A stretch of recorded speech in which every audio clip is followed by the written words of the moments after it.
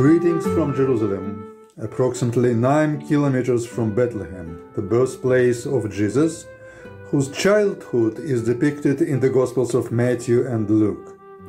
While both authors present their hero as deeply rooted in Jewish world, their emphases are very different.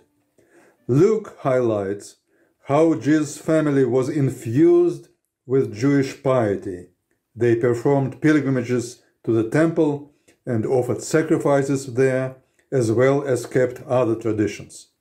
Matthew, already in the genealogy at the very beginning of his gospel, ascribes utmost importance to Jesus' link to Abraham and other key figures from Israel's biblical past, most prominently David. Now, in the present gospel reading, he indicates one more crucial point of reference in Jesus' messianic portrait, that to Moses. The motif of Magi, supposed to give the paranoid king an advice on the matter at hand, reminds us about the Magi who featured prominently in the Exodus story too. Further on, Matthew tells about the slaughter of the male Bethlehem newborn by Herod, of whom we know historically that, fearing for potential competition to his rule, he was ready to murder even members of his own family. Here, he fears to lose his throne to a child reportedly destined to become the messianic king. This, of course, echoes the story of Moses' birth and Pharaoh's murderous decree against the newborn of Israel in Egypt. Jesus thus becomes intrinsically linked not only to the house of David, but also to Moses, the deliverer of the Torah at Sinai.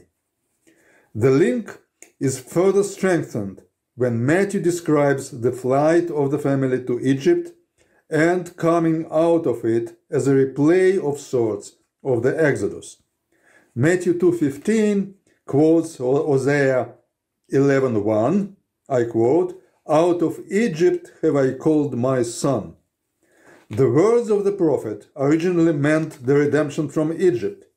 My son here referred to Israel, the chosen people.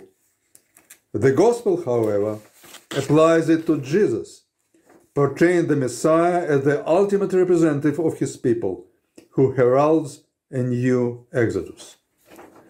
The story of an evil ruler attempting to neutralize the child with the potential to bring a new light to humankind is undoubtedly a powerful one.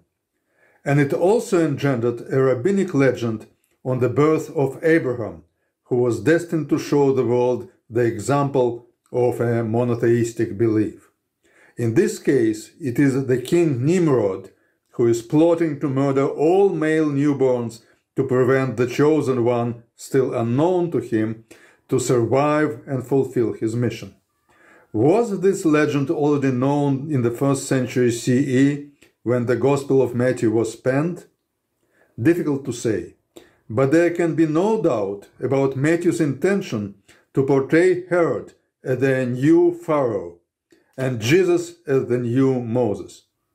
The latter idea will be amplified in the Gospel of John, where Jesus is presented as both delivering a new revelation, following that of the Torah given through Moses, and performing signs and wonders similarly to those of Exodus. This perception of Messiah as the new Moses is absent from important Second Temple messianic traditions found in pseudepigrapha and the Dead Sea Scrolls. But it does appear in later rabbinic sources, where it is expressed with a succinct formula: the last Redeemer will be like the first one. So what we see in Matthew and in John attests to the beginning of that broader Jewish tendency.